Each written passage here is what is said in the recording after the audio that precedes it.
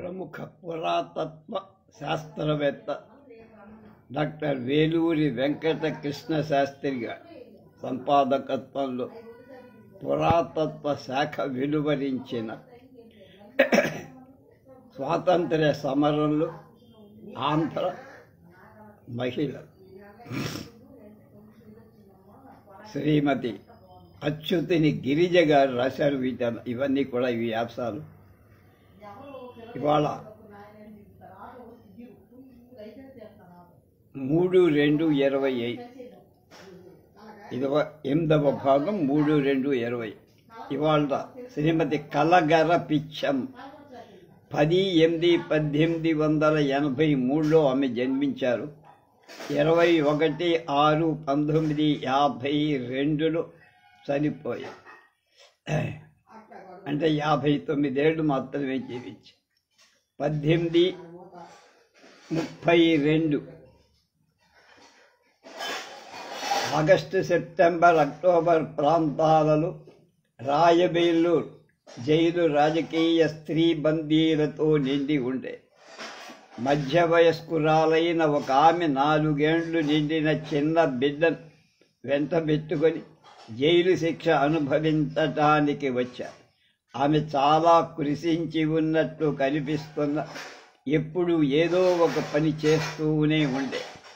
ఇందులో తోటివారు 10 మందికి సౌకర్యం కలిగించే పనులు ఏ ఆర్భాటం లేకుండా నిశ్శబ్దంగా చేసుకుంటూ ఉండేవి. ఆమె సేవా తత్పరతను గమనిస్తున్న తోటి రాజకీయ స్త్రీ బండి కొందరు తెలుసో తెలియకు తాము చూపుతున్న స్వార్థపరత్వానికి మొగమాట పడి ఆమె కలగర పిచ్చమ్మగా క్రియాత్మకంగా పనిచేసుకుపోవటం ఆమె స్వభావం. సరిగ్గా లేదు కానీ బొమ్మ ఇలా.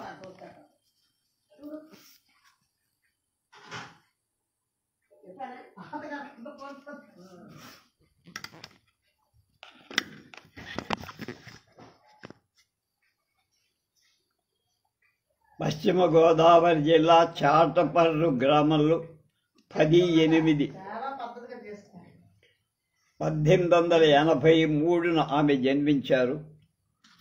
శ్రీమతి మహాలక్ష్మమ్మ, మాగంటి రామినీడు ఆమె తల్లిదండ్రులు. ఒక అక్క, ఒక చెల్లెలు, 2 సోదరులు. చాటపర్రులో ఆనాడు మగపిల్లల చదువుకునే అవకాశం లేదు. మగపిల్లల చదువులకే అవకాశాలు లేవు. అందువల్ల ఆమెకు బడి చదువు లేదనే చెప్పాలి. బ్రహ్మమత ప్రభావితులైన ఆమె భర్త కలగర రామస్వామి గారి ప్రోద్బల ప్రోత్సాహాలతో చక్కటి విజ్ఞాన వికాసాలను ఆమె సంతరించుకుని శ్రీ కందుకూరి వీరేశలింగం పంతులు గారు, మహర్షి శ్రీ రఘుపతి వెంకటరత్న నాయుడు గారు వంటి సంఘ సేవకు సంస్కారాభిలాషుల పరిచయం ఆమెకు బాగా ఉండే. వారి ఆదర్శాలను జీర్ణం చేసుకునే భర్త గారి ఆశయాలకు రూపం కల్పించటంలో సహకరిస్తూ ఉండే. ఏలూరులో మహిళలకు ప్రార్థనా మందిరం కట్టించటంలో ఆమె ప్రముఖ పాత్ర వహించారు. 1910 నుండి 1927 వరకు కార్యదర్శినిగా ఉండి దాన్ని నిర్వహించారు. 1944 నుంచి మరికొంతకాలం అధ్యక్షత వహించారు. 17 ఏళ్ల వయస్సులో 1900లో ఆమెకు ఏకమాత్ర సంతానమైన అన్నపూర్ణాదేవి జన్మించి ఆ బిడ్డను ఉన్నత విద్యావంతురాలుగా చెయ్యాలని ఆ తల్లిదండ్రుల అభిలాష, ఆశయం. అందుకు తగిన అవకాశాలు ఏలూరులో లేవు. అందువల్ల తమ బిడ్డను కలకత్తా పంపించి కాలేజీ చదువు కూడా చదివించి వాళ్ళ ఉన్న పరిస్థితుల్లో ఆనాడు ఒక ఆడపిల్ల ఎక్కడో దూరాన ఉన్న కలకత్తా వంటి మహాపట్టణం పంపి చదివించడం, డబ్బు, స్థైర్యం కూడా అధికంగా ఉండాలి.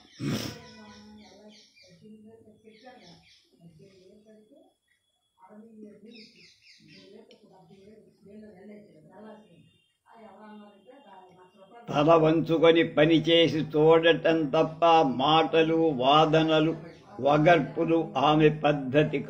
అందువల్ల ఏ అనవసరపు ఆందోళన సందేహాలు పెట్టుకో. కుమార్తెను కలకత్తాలో చదివి కష్టపడి మిషన్ మీద కుట్టుబడి చేసి ఆ రాబడి కూడా బిడ్డ చదువు కోసం పంపేవు. తన తమ్ముడు విద్యావంతుడు అయిన మాగంటి బాపినీడు గారికి ఆమె తన కుమార్తె అన్నపూర్ణాదేవిని ఇచ్చి 1920లో వివాహం జరిపారు. ఆ దంపతులే విఖ్యాత దేశ సేవకులై త్యాగులై గాంధీ మహాత్ముడి ప్రత్యేక అభిమాన ప్రశంసలు అందుకున్న శ్రీ మాగంటి అన్నపూర్ణాదేవి బాపినీడు గారులుగా చిరస్మరణీయులయ్యారు. ఈ శ్రీమతి పిచ్చమ్మ 1921 ముందు నుంచే జాతీయోద్యమంలో సంబంధం, మూఢ విశ్వాసాలు, గుడ్డి నమ్మకాలు, అనవసర ఆచారాలను పారదోడి ఆధ్యాత్మిక శిక్షని సంపాదించుకోవటం ఎంత అవసరమో, పరతంత్రాన్ని పారదోడి రాజకీయ పరంగా స్వాతంత్రం సాధించటం కూడా అంతే ముఖ్యమని శ్రీమతి పిచ్చమ్మగా ఆమె భర్తగా గట్టిగా నమ్మేవారు. అందువల్ల గాంధీ మహాత్ముడి నాయకత్వాన్ని త్రికరణ శుద్ధిగా విశ్వసించారు. 2 రకాల స్వాతంత్ర్యాన్ని సంపాదించటానికి మహిళాభ్యున్నతి, స్త్రీ విద్య, సమతను వ్యాపింపచేశారు.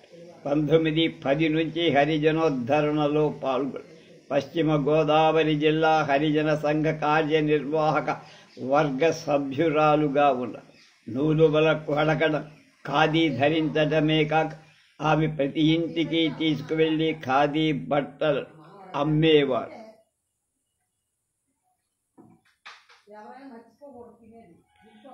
శ్రీమతి మూల్పూరి చుక్కమ్మ వంటి నాటి యువతరానికి ప్రోత్సాహం ఇస్తూ అండదండలుగా ఉంది. ఆమె అక్క శ్రీమతి బొప్పన మాణిక్యమ్మ స్వయం కృషితో గొప్ప పాండిత్యం సంపాదించి హిందూ సుందరి పత్రికలు అమూల్య వ్యాసాలు రాస్తూ ఉండేవి. సాక్షాత్తు తన సౌకర్యం కోసం, రక్షణ కోసం ఆస్పత్రులకు వెళ్ళి పురుడు పోసుకోవటమే తప్ప పెద్ద తప్పుగా, అనాచారంగా భావించే ఆ కాలంలో శ్రీమతి మాణిక్యాంబ తన ఇంటికి బహిరంగ క్రైస్తవులను, హరిజనులను ఆహ్వానించి ఆదరించే అక్కా చెల్లెళ్ళు శ్రీమతులు మాణిక్యాంబ పిచ్చమ్మల వింత ధోరణి పెద్ద సంచలనమే కలిగించిన ఇది తప్పు అని బాహాటంగా వాళ్ళని నిరోధించగల శక్తి ఆనాటి ఛాందసులకు లేకపోయి భర్త పై చదువులకు అమెరికా వెళ్లటం వల్ల తాను ఉన్నత విద్యను పొందాలన్న కోరికతో కుమార్తె అన్నపూర్ణాదేవి కూడా ప్రయాణానికి కావలసిన వీసాలు, విలువైన దుస్తులు సమకూర్చుకొని, కానీ ఆమెకు తల్లిదండ్రులు పసితనం నుంచి రంగరించి పోసిన స్వాతంత్ర ఇచ్ఛ, దేశాభిమానం, ఆత్మాభిమానాలు నేర్పిన చదువుతో కలగలిసి వంటిలో జీర్ణించిపోయారు. గాంధీ మహాత్ముడు స్వాతంత్ర సమరంలో పూరించిన శంఖారావు ఆమెను దేశం కదలనివ్వలేదు, వదలనివ్వలేదు. ఆమె తన విలువైన పట్టుబట్టలన్నీ పరశురామ ప్రీతి చెయ్యటమే, తగలబెట్టడమే కాక పెళ్లి ఉంగరంతో సహా తన నగలన్నీ గాంధీజీకి సమర్పించి విస్తుపోయిన గాంధీజీ, నీ తల్లిదండ్రులు కోపించరా అని అడిగితే, నా తల్లిదండ్రులు నేను ఇటువంటి పనులు చేస్తే వద్దనరని జవాబు చెప్పింది. అది గారాబు కాదు, తల్లిదండ్రులు నిరోధించాల్సిన చెడ్డ పని తాను చెయ్యను అనే ఆత్మధృతి. తల్లిదండ్రుల విశాల హృదయాల పట్ల విశ్వాసం అంతటివి. అంతటి ఆత్మస్థైర్యాన్ని, వ్యక్తిత్వాన్ని బిడ్డకు సమకూర్చగలిగిన మాతృమూర్తి శ్రీమతి పిచ్చమ్మ గారు తల్లిగా సఫలీకృతులై ఆమెకు జాతీయోద్యమంలో అటు అక్కగారు, ఇటు కుమార్తె కూడా కలిశారు. తన ఇంట్లో హరిజన బాలికలను బిడ్డల్లాగా పెంచారు. ఒక ఆమెను వార్ధా ఆశ్రమంలో కూడా చేర్పించారు. ఏలూరులో 1924-25 మధ్య ఒక హిందీ పాఠశాల స్థాపించి ఇంగ్లీషు చదువులు వ్యర్థమని చయించిన రోజులు. తెలుగు, హిందీ, సంస్కృతం వంటి భాషలు, కుట్లు, అల్లికలు, వడకటం, నేయటం, అద్దకం వంటి చేతి పనులు నేర్పే జాతీయ విద్యాలయాలు వెలసాయి. ఏలూరులో ఆమె కూడా ఒక జాతీయ పాఠశాల నెలకొని ఆడపిల్లలు చక్కని వ్యాసంగం కల్పించారు. అందుకు స్వయం పోషకత్వం పట్ల, కష్టించి పనిచేయటం పట్ల చాలా గౌరవం ఆమెకన్నమాట. అందువల్లనే పెద్ద చిన్న అనే తేడా లేక స్వహస్తాలతో అన్ని పనులు చేయటానికి ముందుండేవి. కుట్టుపని, మంత్రసాని పని కూడా నేర్చి ఎందరో స్త్రీలకు ఆమె స్వతంత్ర జీవికను కల్పి ఆమె పాల్గొనని సమావేశాలు, సభలు దాదాపు ఉండేవి. కూతురు శ్రీమతి అన్నపూర్ణాదేవి ప్రచార కార్యక్రమాలతో బయటి ఊళ్ళ సభలు, సమావేశాలలో ఆవేశపూరితంగా ఉపన్యసిస్తూ పాల్గొనేవారు. తన ఆరోగ్య పరిస్థితిని కూడా విస్మరించి మితిమీరి పాటుపడిన కారణంగా 1927లో ఆమె మరణం తన కుటుంబానికే కాక గాంధీ మహాత్ముని వంటి దేశ నాయకులకు కూడా వ్యధ కలిగి శ్రీమతి పిచ్చమ్మ గారి లోకమే తలకిందైపోయి. కానీ ఆమె తన దుఃఖం అణచుకొని కూతురు విడిచి వెళ్లిన రోజుల పసిగుడ్డు చిరంజీవి ఝాన్సీ లక్ష్మీబాయి ఒక చేతితో జాతీయోద్యమ కార్యకలాపాలను రెండవ చేతితో పొదుపుకొని ప్రాణప్రదంగా సాగటానికి పూనుకొని ఈ విధంగా ఆమె తన బిడ్డ ఆత్మకు పరిపూర్ణమైన తృప్తి కలిగించటానికి నడుం కట్టారు. అన్నపూర్ణాదేవి స్మారక సంఘానికి కార్యదర్శినిగా 1938లో ఆమె సుకుమారి పేరుతో అన్నపూర్ణాదేవి జీవితాన్ని ప్రచురించారు. బాలికా జాతీయ విద్యాలయాన్ని అన్నపూర్ణ జాతీయ విద్యాలయం అనే పేరుతో మరింత ఉన్నత దశకు తీసుకొచ్చారు. 25/6/1929 జరిగిన ద్వితీయ వార్షికోత్సవానికి విద్వాన్ అల్లూరి సీతమ్మ గారు అధ్యక్షత వహించి అప్పటికి స్కూల్లో 50 మంది అమ్మాయిలకు హిందీ, ఇంగ్లీష్, తెలుగు, కుట్లు, అల్లికలు, ఊలు అల్లికలు మొదలైన వాటిలో శిక్షణ ఇచ్చారు. మరుసటి సంవత్సరం వార్షికోత్సవాలు మద్రాసు నుండి శ్రీమతి ముత్తులక్ష్మీరెడ్డి వచ్చి అధ్యక్షత వహించారు. తన కుమార్తె మరణానికి కేవలం దుఃఖంతో కుంగిపోతూ కూర్చోక పిచ్చమ్మ గారు నిర్విరామంగా నిర్మాణాత్మక కార్యక్రమాలు నెరవేరుస్తూ కూతురు కీర్తి శాశ్వతం చేస్తున్న ఆ కర్మయోగిని ఎంతో సంతోషించారు.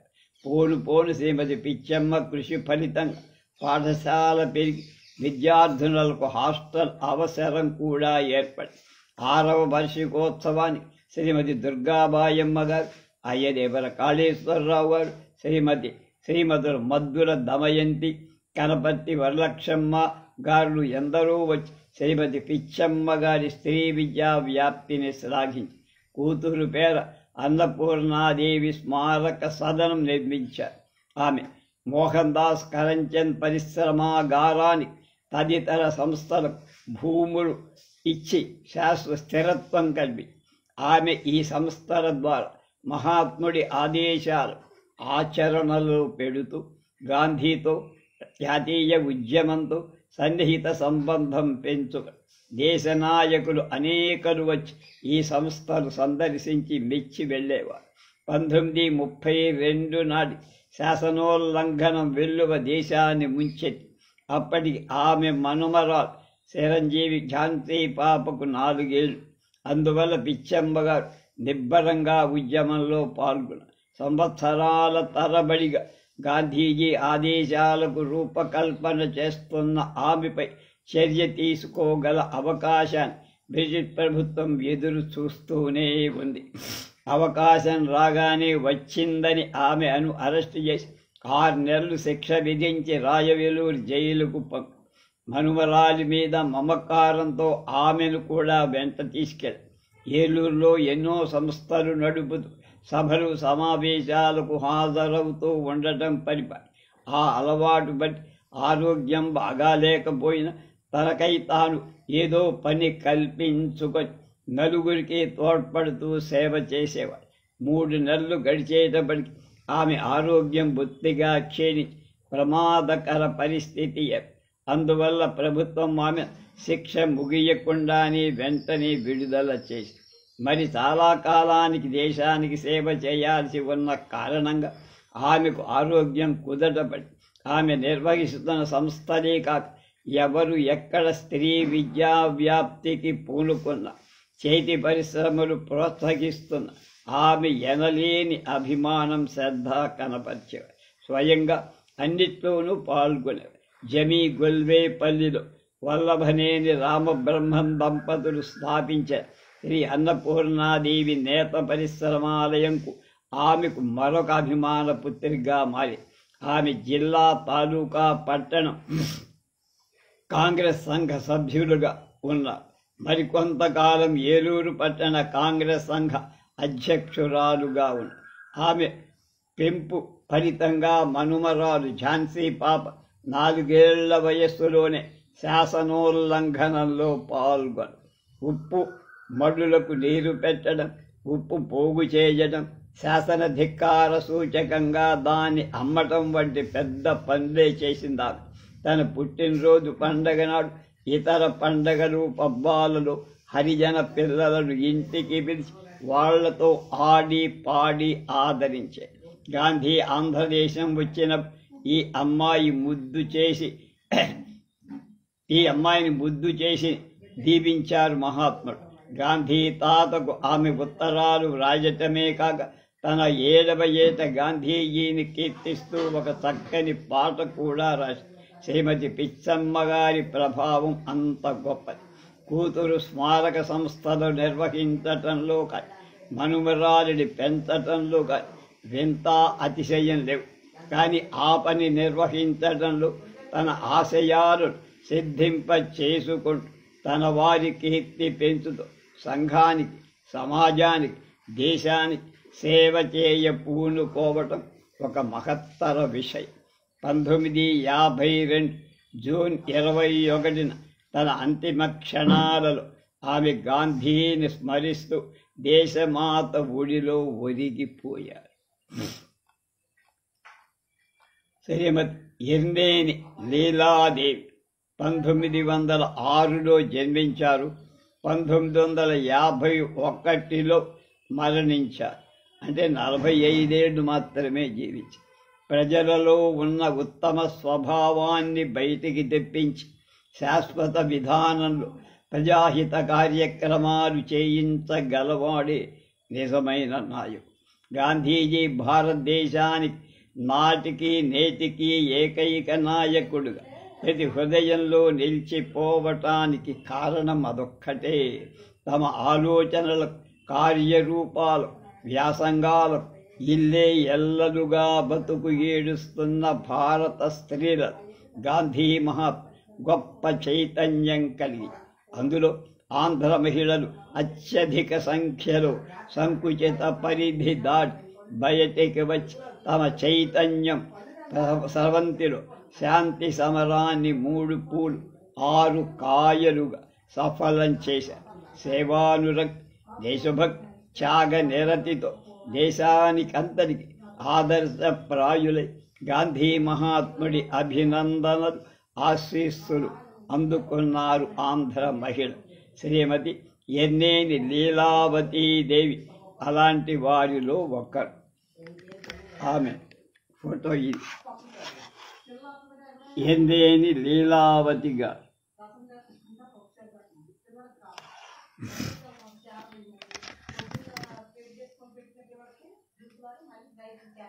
కృష్ణా జిల్లా గుడివాడ తాలూకా గుడ్లవదేర్ ఆమె జన్మస్థలం. 1906లో వల్లభనేని జానకి రామయ్య, శ్రీమతి వెంకమ్మల చివరి బిడ్డగా జన్మించి ఆమెకి 2 అన్నలు 2 అక్కలు. పెద్దక్క శేషమాంబ గారికి సంతానం లేకపోవడంతో ఈ చిన్న చెల్లెలిని తమ దగ్గర పెట్టుకొని పిచ్చాబుద్ధులు నెప్పించారు. 1915లో గాంధీ ఆంధ్ర పర్యటన చేశారు. ఆ సమయంలో కృష్ణా జిల్లా వచ్చిన 8 ఏళ్ల కుమారి లీలావతి గాంధీ మహాత్ముని చూడటం సంభవించింది. అప్పుడే ఆమె పసి హృదయంలో దేశభక్తి, తాను ఏదో చెయ్యాలన్న ఆకాంక్ష బయలుదేరి అక్కగారితో పాటు ఆమె కూడా నూలు వడకడం, ఖాదీ ధరించడం ప్రారంభించి శ్రీమతి శేషమాంబగా తన పినమామగారి చిన్న కుమారుడై ఎన్నేని సుబ్రహ్మణ్యం గారికిచ్చి తన చెల్లెలి వివాహం అత్యంత వైభవంగా జరిపించారు. ఎన్నేని సుబ్రహ్మణ్యం గారు కూడా గొప్ప పేరున్నవారు. అంగళూరు వాస్తవ్యులైన సుబ్రహ్మణ్యం గారు ఆ ఊరి గ్రంథాలయం ఆశాంతం చదివి సారం గ్రహించారు. హోమ్ రూల్ నాటి నుంచి ఆయన అన్న సూర్యనారాయణ గారి జాతీయోద్యమంలో గాంధీతో సాన్నిహిత్వం బాగా ఎక్కువగా, పుట్టి పెరిగిన ఇంటి వాతావరణం దేశాభిమానమే మెచ్చిన ఇంట కూడా ఉండటం శ్రీమతి ఎన్నేని లీలాదేవి నిశ్చింతగా రెట్టింపు ఉత్సాహంతో తమ దేశభక్తి ఊహలను పెంచుకున్న సబర్మతి ఆశ్రమంలో గాంధీ మహాత్ముని శిష్యరికం చేస్తున్న ఆమె భర్త సుబ్రహ్మణ్యం గారు 1930లో గాంధీజీ వెంట దండి యాత్ర వెళ్లి ఉప్పు వండి శాసన ధిక్కారం చేసి ఆ గౌరవం పొందిన ఏకైక ఆంధ్రుడు ఎన్నేని సుబ్రహ్మణ్యం గారు కావడం ఆమెకు ఎంతో సంతోషం కలిగి, దండిలో వండి తెచ్చిన ఉప్పు బంగారం కన్నా విలువగా చిన్న చిన్న పొట్లాలు కట్టి అమ్మి కాంగ్రెస్ నిధికి డబ్బు సమకూర్చేవారు. అందువల్ల ఆ పొట్లాలకు తమ శక్తి ఉత్సాహమే ధనంగా ఎంతైనా ఇవ్వవచ్చు. స్త్రీ పవిత్రంగా భావించే కాలి మట్టెలు భక్తితో ఇచ్చి మొదటి పొట్లం ఆమె బందర్లో కొన్న ఆమె భర్త, బావగారు, తోడికోడలు అమృతమ్మ గారు ఉప్పు సత్యాగ్రహ సందర్భంలో అరెస్ట్ అయి ఒక్కొక్క సంవత్సర కాలం శిక్ష అనుభవించి వారిదొక పెద్ద ఉమ్మడి కుటుంబం. వాళ్లే కాక వాళ్ళ బంధువర్గంలోని స్త్రీ పురుషులు 16 మందికి పైగా సత్యాగ్రహం చేసి వివిధ జైళ్లలో వివిధ శిక్షలు అనుభవించిన వారు. ఆ సందర్భంగా అంగళూరులో వారి స్వంత ఇల్లు వాలంటీర్ శిబిరంగా శాంతి సమర సైనికులతో కిటకిటలాడి ఆ కారణంగా ప్రభుత్వం ఆ ఇంటిని జప్తు చేసి స్వాధీనం చేసుకుంది. ఇంకా 2-3 చోట్ల శిబిరాలు నడిపారు. అవన్నీ కూడా పోలీసులు చెల్లాచెదరు చేశారు. ఒక్కొక్కరుగా కుటుంబ సభ్యులు విడుదలై వచ్చారు. నిర్మాణాత్మక కార్యక్రమాన్ని శ్రమ విధానంలో నిర్వహించమని గాంధీ స్వయంగా వారినందరినీ ఆదేశించి, అందువల్ల ఆమె కుటుంబం కొమరవోలు గ్రామంలో గాంధీ ఆశ్రమం స్థాపించారు. అక్కడ వస్త్ర స్వాలంబన పద్ధతి అనుసరించి పత్తి పండించడం, ఏకటం, వడకటం, బట్టలు నేయించడం చేసేవారు. స్వయంగా సేద్యం చేసి పంటలు పండించేవారు. ప్రకృతి చికిత్సాలయం స్థాపించి గ్రామీణ వైద్యం కూడా సహాయం అందించి గ్రామంలోని పశువులకు కూడా ఒక ఆసుపత్రి స్థాపించి గ్రామస్తుల సహకారంతో ఒక గ్రామాన్ని ఇంకొక గ్రామంతో కలుపు రోడ్లు, చిన్న చిన్న వంతెనలు కూడా కట్టేవారు. పాత చెరువులు మరమ్మత్తు చేసేవారు. అక్షరాల రెక్కలాడించి డొక్కలాడించుకోవడం ఆమె నిత్యకృత్యమై అప్పటికి ఆమెకు 2 కూతురు. 1932లో శాసనోల్లంఘనం మరింత ఉద్రిక్తంగా దేశాన్ని ముంచెత్తి ఆశ్రమవాసులంతా ఆవేశంతో ఉత్సాహంతో తిరిగి ప్రచారాలు, సత్యాగ్రహాలు సాగించారు. బ్రిటిష్ ప్రభుత్వం ఈ కుటుంబాన్ని కొన్ని విప్లవ దండుగా భావించింది. బంధుమిత్ర సవికారంగా అరెస్టు చేసింది. ఆమె అత్తగారు 50 సంవత్సరాల వృద్ధురాలు పుల్లమ్మ గారికి, తోడి కోడలు అమృతమ్మ గారికి అందరికీ సంవత్సరం వంతున శిక్షలు విధించి కన్ననూరు జైలుకు పంపారు. ఆశ్రమాన్ని పోలీసులు కొల్లగొట్టి భీభత్సం చేసి సీళ్లు వేయించారు. 1935లో ఆశ్రమం తిరిగి మళ్ళీ 3 ఏళ్ల తర్వాత మళ్ళీ ప్రారంభించి బాబు రాజేంద్ర ప్రసాద్ స్వహస్తాలతో ప్రారంభోత్సవం చేసి 2 ఏళ్ల తరువాత వర్ధాశ్రమంలో ఉండి శిక్షణ పొంది వచ్చిన శ్రీమతి లీలాదేవి ఆశ్రమ కార్యకలాపాలు మరింత విస్తృతపరిచి ఆశ్రమ ఆధ్వర్యాన గాంధీ హిందీ టీచర్ ట్రైనింగ్ క్లాసులు ప్రారంభించి హరిజనులకు గ్రామంలో నీటి వసతులు కల్పించారు. సహపంక్తి భోజనాలు ఏర్పాటు చేసి మండవల్లిలో ఇంకొక ఆశ్రమం స్థాపించారు. అక్కడ హరిజన సంస్థలు కూడా నెలకొల్పారు. వార్ధా ఆశ్రమంలో చెప్పులు కుట్టడం నేర్చుకొని ఆమె భర్త సుబ్రహ్మణ్యంగా కొమరవోలు ఆశ్రమంలో 20 జతల పైగా చెప్పులు కుట్టడం గొప్ప సంచలనం కలిగించేది. ఆమె అన్నిటినీ చిరునవ్వుతో భరించేవారు. ఆమె కుటుంబ సభ్యులు తాము రాత్రింపగళ్ళు శ్రమపడి కఠోర నియమాలకు అనుగుణంగా ఆశ్రమ జీవితం గడపడమే కాక బిడ్డలకు కూడా ఆ నమూనాలోనే పోసి తయారు చేసి హిందీ చదివించారు. వార్ధా ఆశ్రమం పంపి శిక్షణనిప్పించారు. 1942లో స్వాతంత్ర సమరంలో ఆఖరు ఘట్టంగా క్విట్ ఇండియా ఉద్యమం దేశాన్ని ముంచెత్తింది.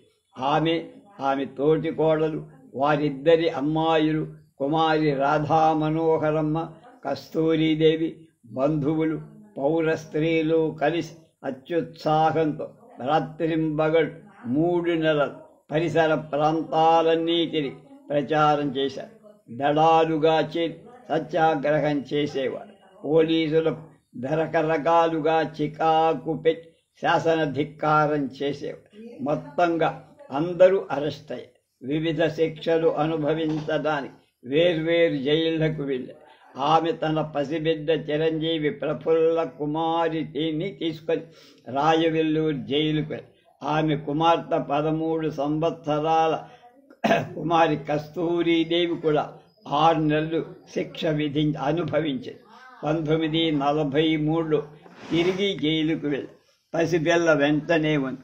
ఆమె జైల్లో ఉన్న సమయంలో చిన్న కూతురు కస్తూరీదేవికి పెత్తల్లి శ్రీమతి ఎన్నేని శేషమాంబ పూనుకొని వివాహం జరిపించి ఊహలోనే బిడ్డ పెళ్లి చూసిందామె. 1944లో శ్రీమతి లీలాదేవి తిరిగి అరెస్ట్ అయ్యారు. ప్రభుత్వానికి ప్రాణం విసిగి దీర్ఘకాలం శిక్ష వేసి ఇప్పుడు పాపం చిన్నపిల్ల కుమారి ప్రఫుల్ల తల్లి వెంట జైలుకు వచ్చి 1944 నవంబర్లో ఉన్నట్టుండి ఒకనాడు పెద్ద కుమార్ శ్రీమతి కరుణ కలలో కనిపించమ్మా, నేను చనిపోయా, ఇక నీకు కనిపించనని చెప్పి వ్యాకుల పడుతున్న ఆ మాతృమూర్తి తోటి రాజకీయ కందీలు కలలని ఓదారుస్తూ ఉండగానే ఆ బిడ్డ మరణం నిజమేనని తెలిసి తన తల్లిని చూడాలని తపన పడిందని కూడా తెలిసి ఆ తల్లి బాధ ఊహించుకోండి ఎంత ఉందో. ఆమె దేశ సేవలో తన అమకారాన్ని, బిడ్డలను, సుఖాలను, మంచి చెడు అన్నిటినీ త్యాగం చేసేశారు. ఆమెకు గాంధీ ఆదేశం శిలాక్షరం. మహాత్ముడు రాజకీయ నాయకుడు మాత్రమే కాదు, కర్మ, యోగ, ధ్యానం చేసే ఆధ్యాత్మిక గురువు. గాంధీజీ 1929లో ఖాదీ యాత్ర చేస్తూ ఆంధ్రప్రదేశ పర్యటన చేశారు.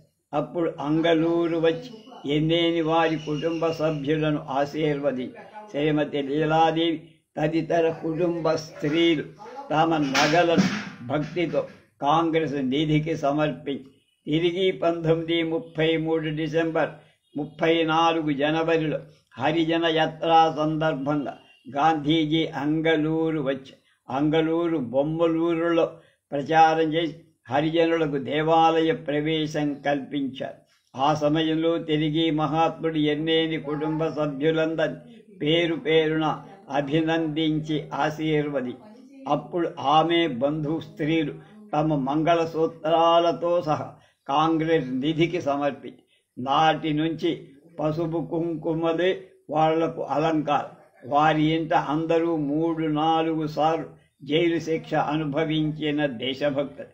గాంధీజీ ఆదేశాలకు రూపకల్పన చేస్తూ తమ జీవితాలను మీదు కట్టిన త్యాగధరుడు. అందువల్లనే వారందరి గాథలు ముడిపడి ఒకటిగానే ఉండి 5 కూతురు 2 కొడుకుల తల్లిగా, గృహిణిగా, ఆశ్రమ కార్యకర్తనిగా, బహుకాలం జైల్లో శిక్ష అనుభవించిన దేశ సేవికగా, హిందీ స్కూల్ ద్వారా రాష్ట్ర భాషా ప్రచారం చేస్తూ, హరిజన సేవ చేస్తూ, కఠోర నియమాలను అనుసరి ఆశ్రమ జీవితం గడిపిన ఆమె ఎంతటి సమర్థురాలు, వివేకవతి, త్యాగశీలిగా ఉండేవారో ఊహించుకో. 1947లో భారతదేశ స్వదేశానికి స్వాతంత్రం వచ్చి, కానీ ఆమె జీవిత విధానంలో ఏ రకమైన మార్పు రా, ఏ పదవులు, ఆర్థిక మద్దతు, సన్మానాలు ఆమెను వరించాల. తాను సృష్టించుకున్న ఉత్కృష్ట ఆశ్రమ జీవితంలో శ్రమదానంతోనే ఆమె మిగిలిపోయారు.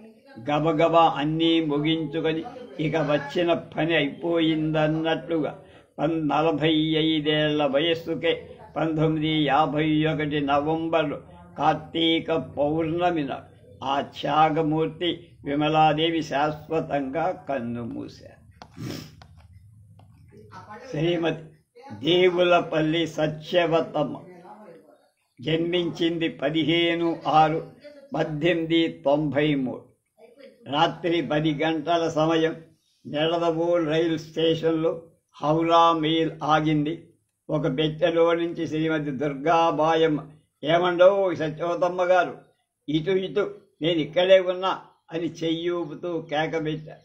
ప్లాట్ఫారం మీద చేతితో లాంతర్ పట్టుకొని ప్రతి ముఖం పరీక్షగా పరిశీలిస్తూ శ్రీమతి దేవులపల్లి సత్యవతమ్మగా సంతోషంతో అటువైపున, రండి బండెక్కండి, అలాగే నాతో పాటు బొంబాయి వచ్చాయి, పై స్టేషన్లో టిక్కెట్ తీసుకుందాం, అడ్డు చెప్పకండి అని దుర్గాబాయమ్మ గారు అనడం విన్న ఆమె కొంత ఆశ్చర్యం, కొంత ఇబ్బంది కూడా తోచింది. స్టేషన్లకు వచ్చి కలుసుకోమని ఉత్తరం రాజటంలో కొద్దిపాటి డబ్బు లాంతరు తీసుకొని చలికి ఖాదీ శాలువ కప్పుకొని ఆమె స్టేషన్కు వచ్చారు తప్ప బొంబాయి ప్రయాణానికి సిద్ధపడి రాల. కానీ ఇతరుల మాట చెవిన దూరనీయని దుర్గాబాయమ్మ ఆమెను మరి కదలనివ్వలేదు. లాంతరు అప్పగించి తాను అనుకోకుండా బొంబాయి వెళ్ళిన కథను తన ఇంటికి చేరవేయమని ఆమె టిక్కెట్టు కలెక్టర్ను బతిమాలుకున్నారు. బెదవాడ స్టేషన్ వచ్చింది. మిత్రురాళ్లను కలుసుకోవాలన్న సంబరంతో పాదతి సుందరమ్మ గారు పూలహారాలు పళ్ళబుట్ట తీసుకొని చలికి రగ్గు కప్పుకొని స్టేషన్కు వచ్చి బొంబాయి వచ్చే ప్రయత్నంలో రాలేదని, ఇంటి దగ్గర ఆదుర్దాగా ఎదురు చూస్తుంటారని ఆమె చెప్పిన వినిపించుకోలేదు దుర్గాబాయమ్మగా. ఆమెను తక్షణం తన పక్కన కూర్చోబెట్టుకున్నారు. అది 1931 డిసెంబర్ 10న జరిగిన ఒక గొప్ప ఘట్టం. శ్రీమతి సత్యవతమ్మ గారు 1893 జూన్ 15 పశ్చిమ గోదావరి జిల్లా తణుకు తాలూకా అత్తిలి గ్రామంలో జన్మించి 5 సోదరుడు తప్ప అక్క చెల్లెళ్ళులే. శ్రీ వంగల వాసుదేవుడు, శ్రీమతి సుబ్బమ్మలు ఆమె తల్లిదండ్రులు. ఎంతో అపురూపంగా గారాభంగా పెరిగారు. బాల్యంలోనే వివాహం, వైధవ్యం రెండూ జరిగిపోయి ఏమి జరిగిపోయిందో కూడా తెలుసుకోలేని పసివై రాజమండ్రిలో మాధ్యమిక స్కూలు విద్యలో బడికి చదువు మానేసిన తల్లి ఇంట్లో తీర్చిదిద్ద. ఇంట్లోనే మంచి సాహిత్యం చాలా రుచి చూశారు. అన్నగారు శ్రీ వంగల దీక్షితులు గారి ప్రోత్సాహంతో వందే మాతరం ఉద్యమం నుంచి జాతీయాభిమానం కలిగింది. 11-12 వయస్సులో రాజమండ్రిలో బిపిన్ చంద్రపాల్ ఆవేశపూరిత ఉపన్యాసాలు వినటం తటస్థి. నాటి నుంచి దేశ సేవ పట్ల ఆసక్తి కలిగింది.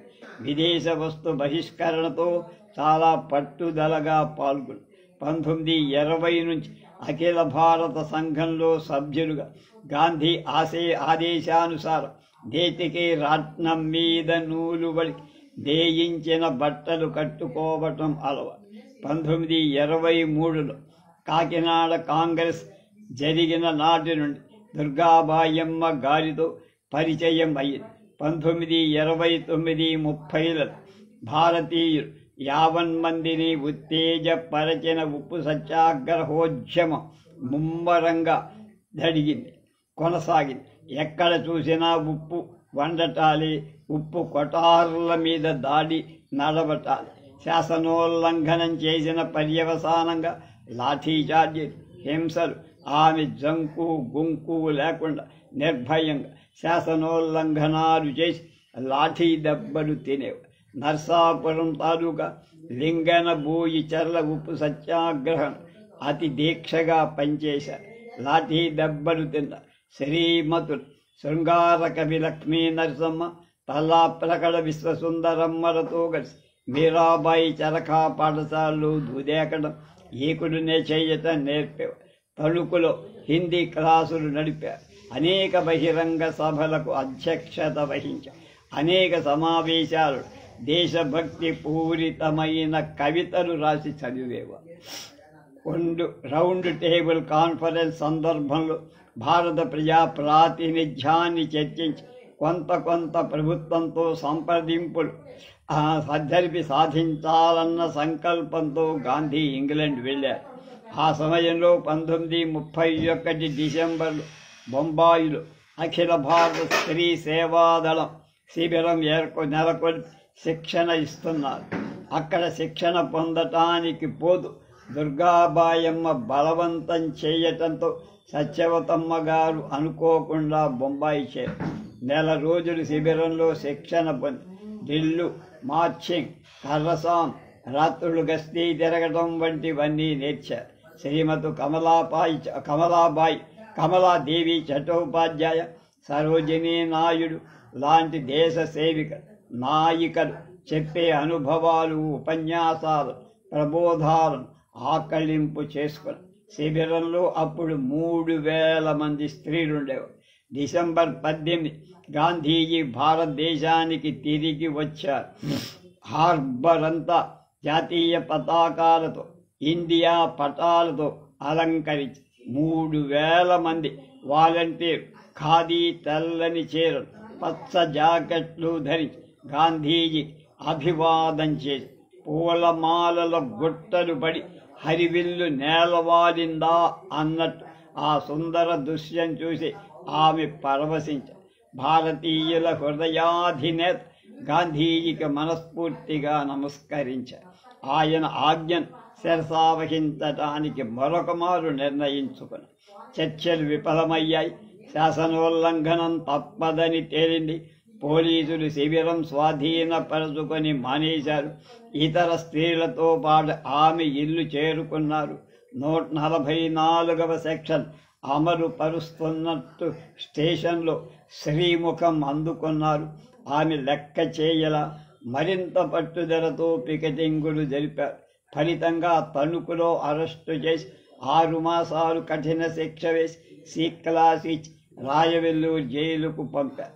జరిమానా 200 చెల్లించడానికి నిరాకరించిన కారణంగా ఆమె గాజులు, రాట్నం జప్తు కూడా చేసేశారు. అప్పటికే అక్కడ శ్రీ బెన్నూరి కృష్ణవేణమ్మ, దుర్గాబాయమ్మ, సుందరమ్మ గారు అనేకులు ఆమె మిత్రులు పరిచయస్తులున్నారు. సి క్లాసు వాళ్ళు జైలు బట్టలే ధరించాలని ఒక నియమం.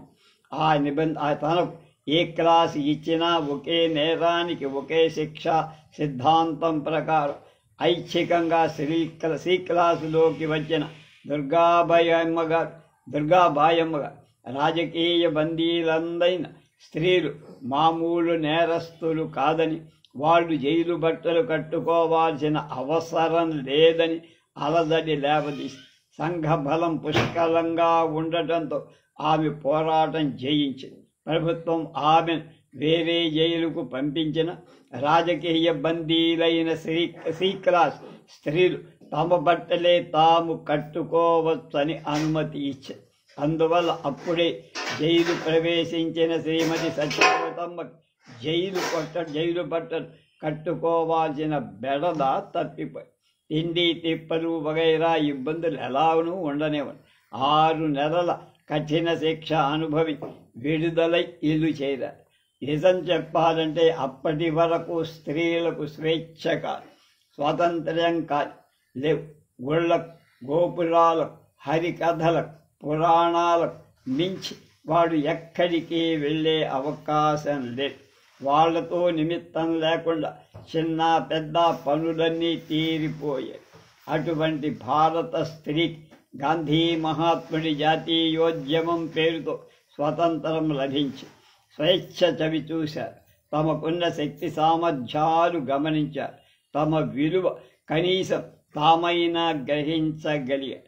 అందువల్ల 1932లో జాతీయోద్యమ ఉద్ధృతం తగ్గిపోయిన స్త్రీలలో కలిగిన చైతన్యం మాత్రం నిలిచిపోయి మళ్ళీ యథాస్థానానికి పోయి తృప్తి పడలేకపోయారు. ఏదో ఒకటి చెయ్యాలి, ప్రగతి సాధించాలి అన్న తపన అనేక మంది స్త్రీలలో అందులోనూ పరదా పద్ధతి పాటించని ఆంధ్ర మహిళ జాతీయోద్యమంలో మొదటి నుంచి పురుషులతో సరి సమానంగా పాల్గొన్న కారణంతో మరింత బిగువుగా నిలబడి తమంతట తాము రకరకాల నిర్మాణాత్మక కార్యకలాపాలు నిర్వహిస్తూ ఉన్నారు. సత్యవతమ్మ గారి ఆలోచన సరళి ఆదే అయ్యి పేదలు, వితంతువులు, నిరక్షరాస్యులైన స్త్రీలకు ఒక మార్గం చూపించాలని నిర్ణయించుకున్నారు. ఆ సమయంలో ఏవో పనుల మీద వచ్చిన కలెక్టర్తో తమ అభిప్రాయం చెప్పి అప్పటికి ప్రభుత్వ అధికారుల వైఖరిలో కూడా కొంత మార్పు వచ్చి వృత్తి ధర్మం నెరవేరుస్తూ బ్రిటిష్ వాళ్ళ ఆజ్ఞలకు బద్ధులై ఉంటున్న దేశ నాయకుల, దేశ సేవకుల పట్ల అభిమానం, గౌరవం, ఆదరణ క్రమంగా వాళ్లలో కూడా పెరిగాయి. అందువల్ల ఆమె స్త్రీ విద్యా వ్యాప్తికి సంస్థ నెలకొల్పాలి అని ఉన్నది అన్నప్పుడు అదొక రాజకీయ నేరంగా, రాజద్రోహంగా భావించటానికి బదులు సంతోషంతో కొంత స్థలం మంజూరు చేసి అకాల మరణం చెందిన కుమార్తె పేర భవన నిర్మాణానికి ఒక తహసీల్దార్ తన ధన సహాయం చేశారు. ఆ విధంగా తణుకులో బాల సరస్వతి స్త్రీ సేవా సమాజం 1932లో ఏర్పడి ఆ సంస్థ ఆధ్వర్యాన ఒక సంస్కృత కాలేజీ, ఆడపిల్లలకు హై స్కూల్, చక్కని గ్రంథాలయం కూడా వచ్చాయి. వేల్పూర్ రోడ్డుకు తూర్పు వైపున మంజూరైన స్థలంలో ఒక సంస్కృత పాఠశాల స్థాపించి ఆమె తన మిత్రుల సహకారంతో విరాళాలు సేకరించి సొంత భవనాలు ఆ పాఠశాలకు కూడా కట్టించారు. రెవెన్యూ శాఖ వారు దీన్ని చాలా సహకరించారు. దీనికి స్త్రీలకు చేతి పనులు, టైప్ మొదలైన ధనార్జనకు ఉపకరించే వృత్తులతో క్లాసులు నడిపి పరీక్షలకు పంపుతున్నారు. 3 పూలు 6 కాయలుగా ఆ సంస్థ వర్ధిల్లింది. 8 క్లాసులలో బడి చదువు ముగిసిపోయిన సత్యవతమ్మగా అనేక మంది పేద స్త్రీలకు, వితంతువులకు, ఆర్తులకు, వృద్ధిలోకి రావాల్సిన అసంఖ్యాక బాలికలు జ్ఞానభిక్ష పెట్టుతున్నారు. విద్యాధనం పంచుతున్నారు. ఏ విద్వత్ పరీక్షలు నెగ్గని ఆమె మృదు మధుర శైలులు, సరళ భావాలను వెలువెత్తులు అనేక కవితలు రాశారు. మనసులో సూటిగా వెలువడిన చక్కని భావాలు, వ్యాకరణ నియమాలు, ఛందో లక్షణాలు తెలియాల్సిన అవసరం లేదు. హృదయ స్పందన వాటికన్నిటికీ సమన్వయపరుచుకోగలిగి సరిదిద్దుకోగలుగుతుందే. ఆమె ఎన్నుకున్న విషయాలు కూడా జాతీయోద్యమానికి, గాంధీ యుగానికి సంబంధించింది.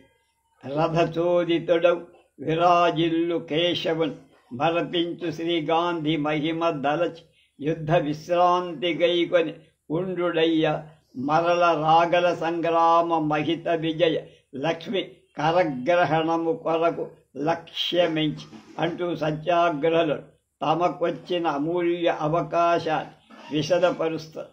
తమ నాయకులను చేవదించి నిర్భరంగా యుద్ధ విశ్రాంతి గైకొనమని తన చదువు సంధ్యలతో, ఆటపాటలతో సంతృప్తి కలిగించిన బిడ్డ నువ్వు నివిది తల్లి చెప్పినంత చల్లగా సత్యాగ్రహులకు చెబుతున్నారు.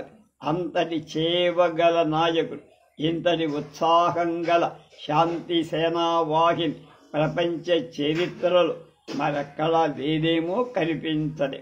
ఇంకొక కవి, మన భాష, మన జాతి, మన దేశమభివృద్ధి ఎనయు మార్గము ఊహింపరమ్మా అంట. నిర్మాణాత్మకంగా కార్యరంగంలో ప్రవేశించి స్త్రీలు విజయవంతంగా సాధించగలరన్న నమ్మకం ఆమెకు. అందుకే స్త్రీలను ప్రోత్సహిస్తున్న అభివృద్ధి నెనయు మార్గములను ఊహింపరమ్మ అని తోటి స్త్రీలను చిన్న త్వరక అంటిస్తారు. తలుచుకుంటే ఊహించగల ధీశక్తి ప్రతి స్త్రీలోనూ ఉన్నది అనే నమ్మకం ఆమె ఆత్మధృతికి తార్కాణమే. ఆమె నెలకొల్పిన సంస్థ. ఆమెకు ఏ పదవి వ్యామోహం లేవు, గౌరవాలు అందుకోవాలన్న కోరికలే. సాధుశీల సేవా నిరతి గల కర్మయోగి. అందుకే ఎక్కడ ఆంగ్లదేశమిది, ఎక్కడి భారతదేశమద్దిరా, ఇక్కడికి ఎగుదించి ఇటుదెంతయు దీక్షను మాదు ముక్తికై తక్కక రాత్రి అంటనల్ చల్లిరు శ్లేడురు పాటునందుని ఎక్కువైన ఈ రుణమునే ఏ గతి నీ గదమ్మ ఇంబకి నన్ను శ్లేడనేటువంటి దొరసాం చేసిన సేవలు చెప్పి, తగను విలాసము విడిచి తల్లి శ్లేడు నిగమాంతవేది గాంధికి తగ కూతురు వైతివి ఎంత ధన్యవో ధాత్రి అని శబరిని నుతించిన త్యాగరాజస్వామిని జ్ఞప్తికి తెచ్చారు. ఆమె ప్రబోధించిన విషయాలు, ఆమె శ్లాఘించిన కారణాలు, ఆ స్లేడ్ కంజనం అంటే శ్రీమతి దేవులపల్లి సత్యవతమ్మని కూడా కవితా లోకంలో స్థిరంగా నిల్పగల 88 సంవత్సరాల వయసులో ఆమె ఇంకా సంస్థకు సేవ చేస్తూ కాలం విలువ, కార్య సాధనలో ఉన్న ఆనందాన్ని తెలియజెబుతాను. ప్రతిఫలం ఆపేక్షించని వారి సేవ ప్రభుత్వ ప్రజలు గుర్తిస్తూనే ఉంటారు. పశ్చిమ గోదావరి జిల్లా తాడేపల్లిగూడెం తాలూకా నల్లజర్ల బ్లాకులో పంచాయతీ తరఫున కొన్ని వేల మంది ప్రేక్షకుల సమక్షంలో 30/9/1975 శ్రీమతి సత్యవతమ్మ గారి ఘన సన్మానం చేశారు. 5/10/75 గణపవరం పంచాయతీ స్త్రీల విభాగం తరఫున గౌరవించి 16/12/75 ఆంధ్రప్రదేశ్ గవర్నర్ ఓబుల్ రెడ్డి గారి అధ్యక్షతన కవయిత్రిగా, దేశ సేవికగా గౌరవించి ప్రపంచ స్త్రీల సంవత్సరోత్సవాల సందర్భంగా ఈ సన్మానాలన్నీ జరిగాయి. 24/3/1974 ఉగాది నాడు తామ్రపత్రం ఇచ్చి ప్రభుత్వం ఆమెను సత్కరి. ఆ సమయంలో పెద్ద పెట్టిన పౌర సన్మానం కూడా ఆమెకు జరిగి రాజమండ్రి ఇన్నర్ వీల్ క్లబ్ తరఫున స్వాతంత్ర దినోత్సవం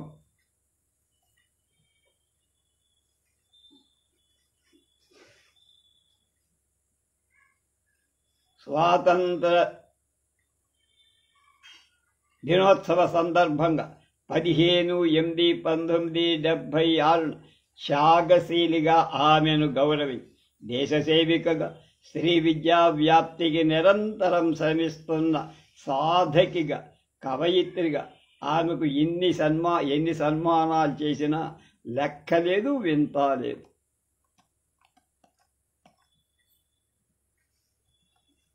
ఇవాల్టి చివరి దేశభక్తురాలు శ్రీమతి భారతీ రంగ, అంటే రంగా గారి భార్య. 1908లో జన్మించారు ఆమె. 27/9/72 అంటే 64 సంవత్సరాలే జీవించారు. వెంకటగిరి స్టేషన్ ప్లాట్ఫారం మీద గాంధీ మహాత్ముడు రైలు ఎక్కటం కోసం నిలబడి ఉన్నారు.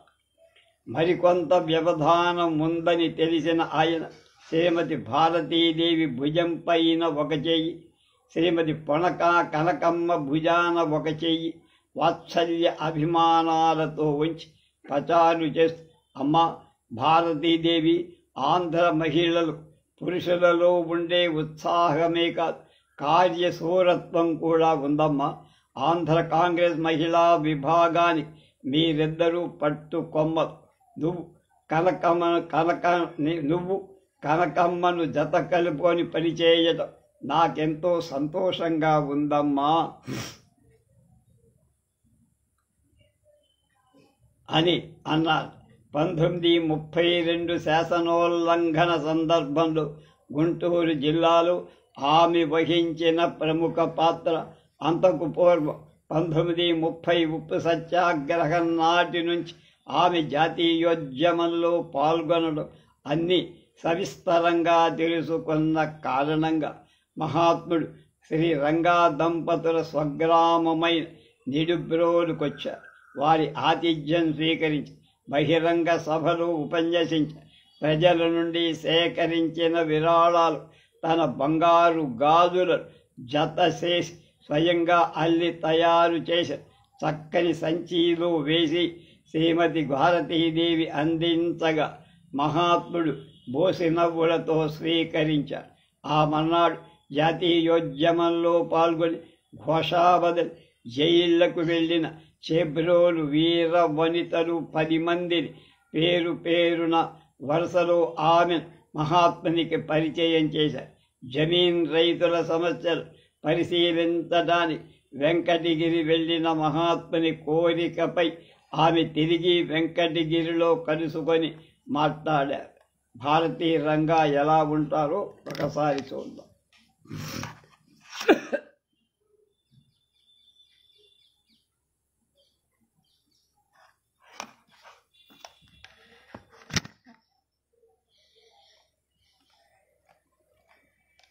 ఆమె తండ్రి వెలగా సుబ్బయ్యగా 1920లో జరిగిన చారిత్రాత్మకమైన పెదనందిపాడు శిస్తు నిరాకరణ ఉద్యమంలో పాల్గొన్నారు. దాదాపు 60 సంవత్సరాల వయసులో ఆయన వాలంటీర్గా సంచి భుజాన తగిలించుకొని తీవ్ర ప్రచారం చేసి బహిరంగ సభల్లో ఉపన్యసించి ఆయన అన్న కూడా ఆ ఉద్యమంలో అమితోత్సాహంతో పాల్గొని ఆమె ఆ విషయాలన్నీ మనసులో చక్కగా నాటుకొని ఆమె బాపట్ల తాలూకా మాచవరంలో 1908లో జన్మించారు. తల్లి పేరు శ్రీమతి పిచ్చమ్మ. అచంచల దైవ భక్తి శ్రీమతి భారతీదేవి తల్లి నుండే సంక్రమించి చిన్నప్పుడు ఇంట్లో తెలుగు ఇంగ్లీషు నేర్చారు. సంపన్నులు విద్యావంతులు సంస్కరణ భావాలు గల రంగా గారితో వివాహం నిశ్చయం కాగానే తాను విద్యావంతురాలిని కావాలన్న పట్టుదలతో ఆమె పొరుగురైన గుంటూరు వెళ్ళి ఉన్నవ దంపతులు నడుపుతున్న జాతీయ విద్యాలయం శారదా నికేతనంలో చేరి చదువుకున్నారు. 1934లో వివాహం అయింది. తరువాత మద్రాసులోని విద్యోదయ పబ్లిక్ స్కూల్లో చదివారు. ఉన్నత విద్యను అభ్యసించడానికి ఇంగ్లాండ్ వెళ్తున్న భర్త వెంట ఆమె వెళ్ళారు. 1925-26లో ఆక్స్ఫర్డ్ యూనివర్సిటీలోని రస్కిన్ స్కూల్ ఆఫ్ ఆర్ట్స్లో కళలు అభ్యసించారు. అప్పటికి ఆమె వయస్సు 17. అయినా విదేశాలలో విలాసపూరితమైన జీవితానికి తబ్బెబ్బిపోవటానికి బదులు ఆమె మన దేశంలో ఇట్లాంటి చదువులకు అవకాశం కల్పించాలి, మూఢాచారాలు పోగొట్టి మన స్త్రీలకు విద్యా వికాసాలు సమాజంలో స్థానం కల్పించాలి అని ఊహించుకుంటూ నిర్ణయాలు చేసుకుంటూ ఉండేవారు. ఆ సమయంలోనే ఆక్స్ఫర్డ్లో ఉండి చదువుకుంటున్న మాజీ భారత అధ్యక్షుడు రాధాకృష్ణన్ గారు జీవిత విధానంపై హిందూ దృక్పథం అనే శీర్షిక పైన ఇచ్చిన ఉపన్యాసం ఆమె మనస్సులో హత్తుకుపోయాయి. యూరప్ దేశాలతో పాటు ఆఫ్రికా ప్రాంతాలు కొన్ని చూసొచ్చారు. అక్కడి దేశీయులు బానిసత్వంలో భారతీయుల కన్నా ఘోరమైన పరిస్థితులు ఉండటం చూసి చెలించిపోయారు. బానిసత్వంలో గమనించిన ఆమె లేత హృదయం స్వతంత్ర సిద్ధికి ఎటువంటి త్యాగాలైన చెయ్యటానికి ఇష్టపడ్డారు. కష్టాలు సహించాలని త్వరలోనే నిర్ణయం చేశారు. స్వదేశం చేరుకొని భర్తగారు పచ్చయ్యప్ప కాలేజీలో మెడ్రాస్ ప్రొఫెసర్గా ఉంటున్న సమయంలో ఆమె యంగ్ విమెన్స్ క్రిస్టియన్ అసోసియేషన్ నిర్వహిస్తున్న YMCA అనేక సాంఘిక కార్యక్రమాల్లో పాల్గొని మంచి అనుభవాలు గడించి 1930లో మహాత్ముడి పిలుపు ఆ దంపతుల భవిష్యత్తును నిర్ణయించి అంతటితో ఆ ఉద్యోగానికి పట్నవాసానికి వీడ్కోలి నిడుబ్రోలు గ్రామం చేరారు. భర్తతో పాటు ఆమె జాతీయోద్యమంలో ప్రవేశించి ఆమె జాతీయోద్యమ ప్రవేశం ఆంధ్ర కర్షక కుటుంబాలలో గొప్ప సంచలనమే కలిగించింది. రైతు కుటుంబం నూతన అధ్యాయం ప్రారంభమే. సంపన్న గృహిణి, విద్యావంతురాలు, రైతు కుటుంబానికి చెందిన ఆమె నిస్సంకోచకంగా సభలు సమావేశాలు హాజరు కావటం, బహిరంగ సభల్లో ఉపన్యసించడం, వివిధ వాలంటీరు శిబిరాలలో ఉండడం, ప్రచారం చేయడం, కొత్త ఉత్సాహ ఉద్రేకాలను మహిళలకు కలిగించడం జరిగింది. 1932 శాసనోల్లంఘనం చేయటానికి విదేశీ వస్తు బహిష్కరణ ముఖ్య సాధనంగా ఉపయోగించింది కాంగ్రెస్. అందువల్ల అనేక ప్రదేశాలు శాంతి సైనికులు శిక్షణలు ఇవ్వడానికి, క్రమబద్ధంగా పికెటింగులు జరపడానికి శిబిరాలు స్థాపించి శ్రీమతి భారతీదేవి నాయకత్వంలో తెనాలిలో ఒక బ్రహ్మాండమైన మహిళా విభాగ శిబిరం వెలసింది. సంపన్న గృహిణులు 4 గోడల మధ్య ఉండటం తప్ప తెలియని వాడు, ఎండ కన్నెరుగని పరదాస్తి, వృద్ధులు, కొత్త పెళ్లి కూతురు, అన్ని కులాల వారు అధిక సంఖ్యలో వచ్చి ఆ శిబిరంలో శిక్షణ పొందడం చారిత్రాత్మక విశేషం. ఆ విదేశీ వస్త్రాలయాల దగ్గర, సారా దుకాణాల దగ్గర రోజుకు 6 గంటలు శాంతి సహనాలతో పికెటింగులు చేయటం ప్రారంభించారు.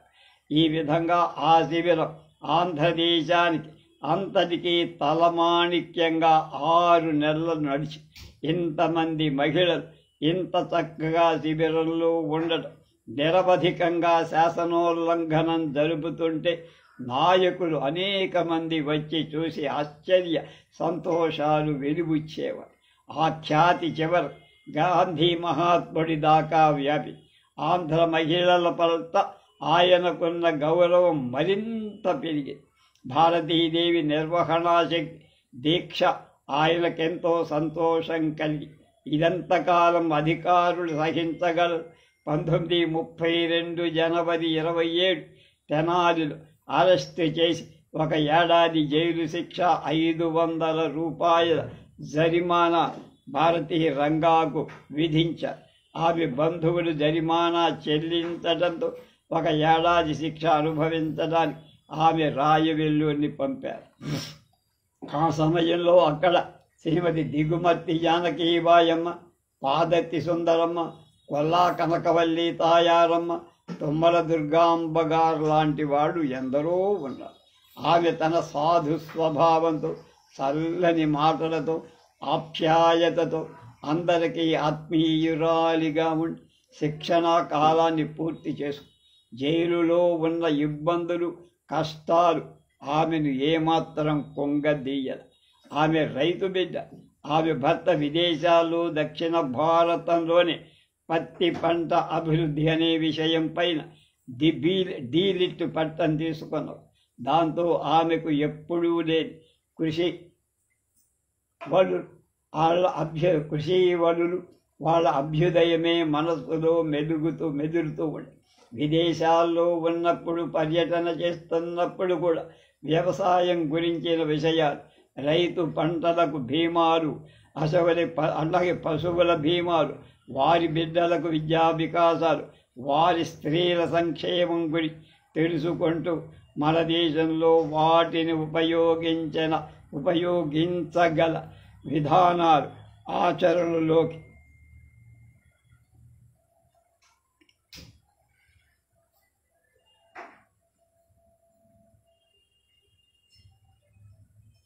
ఆలోచిస్తూ ఉండేవారు. 1931 నుంచే రైతు రక్షణ కమిటీ సభ్యురాలుగా ఉంది. పన్నుల నిరాకరణోద్యమం, భూమి శిస్తు పునర్వ్యవస్థీకరణ పట్ల నిరసన ఉద్యమాలలో శ్రీమతి మూల్పూరి చుక్కమ్మకు సహకరించి బహుళ ప్రచారం చేశారు. కర్షకులకు సేద్య విషయకమైన విజ్ఞాన వికాసాలు, అభ్యుదయ రీతులు బోధించటానికి నిడుబ్రోల్లో శ్రీ రంగా నిర్వహించిన వేసవి విద్యాలయంలో 1934 నుంచి అవిచ్ఛిన్నంగా 22 ఏళ్ళు ఒకే తీరున వందల సంఖ్యన గల విద్యార్థులకు కన్న తల్లి కన్నా మిన్న సమస్త సదుపాయాలు అమిరేట్లు చేశారు. పోను పోను కర్షక సేవ ఆమె జీవితంలో ప్రధాన అంశమే అయింది. భర్త జైళ్లలో ఉన్న సమయంలో ఆమె ఓర్పుతో, నేర్పుతో, దీక్షతో కార్యకలాపాలను కొనసాగింది. పరిమిత కుటుంబం కర్షకులకు అత్యంత శ్రేయోదాయకమని, అవసరమని ఆమె 1920 ఏళ్ళలోనే గ్రహించారు. ఆమెకు దైవభక్తి అధికం. తత్వ విచారం, పుణ్యపురుష దర్శనం, క్షేత్ర సందర్శనానురక్తి ఎక్కువ. కానీ మూఢాచారాలు, మానవ అభ్యుదయానికి ప్రతిబంధకాలు అనుకున్న విషయాలపై చిరాకు అంతకంటే ఎక్కువ. అస్పృశ్యత గిట్ట 1931లోనే భజన మండలి స్థాపించి అస్పృశ్యత నివారణ చేశారు. ఆ తర్వాత వారితో సహపంక్తి భోజనాలు ఏర్పాటు చేశారు. తగిన అర్హతలున్న సందర్భాలు హరిజనులతో వివాహ సంబంధాలు కూడా ఆమె ప్రోత్సహించారు. శ్రీమతి మూల్పూరి చుక్కమ్మతో కలిసి వితంతు వివాహాలు అనేకం జరిపించారు భారతీయ రంగ. అజ్ఞానం చేత ఎవరైనా భార్యలను అవమానించిన, హింసించిన, నిష్కారణంగా త్యజించి వదిలేసిన ఆమె కోమల హృదయం విలవిలలాడే. వ్యక్తిగతంగా జోక్యం కలగజేసుకొని వాటిని సరిదిద్దేది ఆమె. ఆమెకు విద్య పట్ల అభిమానం, గౌరవం ఎక్కువ. 1931 ప్రాంతాలు నిడుబ్రోల్లో ఒక బాలికా పాఠశాల నెలకొల్పారు. బంధువులైన బుచ్చినాయుడు నిడుబ్రోల్లో కళాశాల స్థాపించడానికి సహకరించారు. సంతోషంతో భారం వహించి రైతాంగ వేసవి పాఠశాల నిర్వహణ చేశారు. మహిళలకు రాజకీయ పాఠశాలలు నిర్వహించి చైతన్యం కలిగి చేబ్రోలు వంటి చోట్ల అవి నిర్వహించడానికి సహకరించారు కూడా భారతీయ రంగ. మానవులు దైవభక్తి, దేశభక్తి కలిగి ఉండాలన్న, సమాజ సేవ, మానవ సేవ చేయాలన్న వీరులను సంస్మరించి వారి దీక్షను, ఘన విజయాలను గుర్తు చేసుకొని ఉత్తేజితులు కావాలనేవారు. ఆమె తన తండ్రి గారు పన్నుల నిరాకరణోద్యమంలో 1923లో ఉపయోగించిన వాలంటీర్ సంచిని ఎంతో విలువ ఇచ్చి దాచుకొని ఆమె వెల్లూరు జైలులో ఉండగా గాంధీజీ వ్రాసిన కార్డు మఖమల్ సంచిలో దాచి ఉంచుకునేవారు. దేశ సేవికులకు, త్యాగధనులకు సభలలో సన్మానాలు చేయించేవారు. మందసా జమీ అంటే జమీందారీ వ్యవస్థలు, ప్రభుత్వానికి కర్షకులకు మధ్య కొన్ని అవాంఛనీయ సంఘటనలు, దుర్ఘటనలు జరిగి పోలీసులు దారుణంగా జరిపిన హింసాకాండలు అనేక మంది పేదలు, నిర్భాగ్యులు నిష్కారణంగా మరణించారు. సానుమాను గున్నమ్మ అనే పాతక స్త్రీ వీరావేశంతో అధికారులకు ఎదురు నిలిచింది.